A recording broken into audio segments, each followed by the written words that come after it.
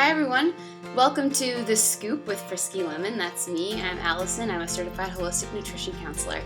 And today I wanted to talk a little bit about lung health because asthma is something that I've struggled with throughout my life. I had very bad asthma as a child. I was hospitalized multiple times and in the ICU and on prednisone or steroids for a really long time. And I was able as an adult to manage that asthma without medication.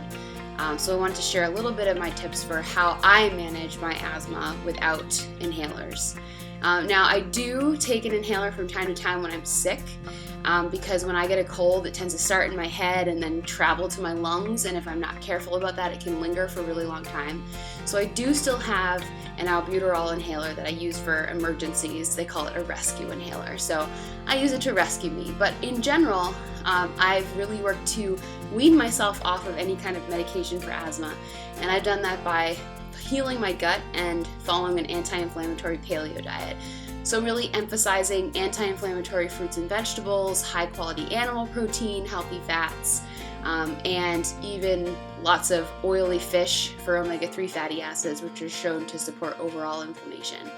I've directly connected wheat and dairy to my breathing and how well I'm breathing.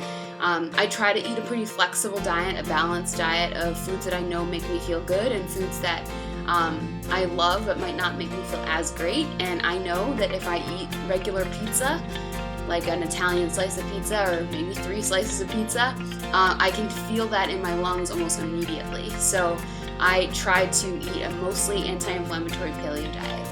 The other thing I do is I'm very diligent about my probiotics because people with chronic lung conditions tend to have a little bit of dysbiosis or a bacterial imbalance in their digestive tract. So I take a probiotic supplement called Inner Eco every day. This is a liquid, it's a coconut water kefir.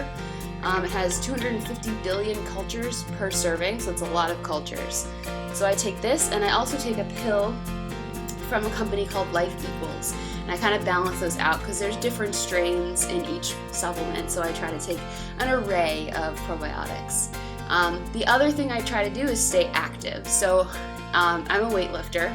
I love slow, heavy lifts, but I do still try and get some cardio in there. And my cardio, as Jen Sinkler would say, is just lifting weights faster.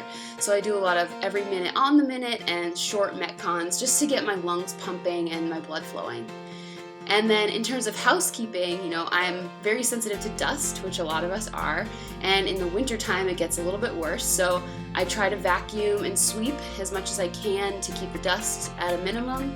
I have a big black dog that sheds like crazy, so I'm sweeping pretty much every other day, if not every day. And I also try and air out the house a bunch, so when I sweep or vacuum, I try to have a window open so that I can get a little bit of fresh air in. So those are some of my tips about how I've managed my asthma through food and supplements.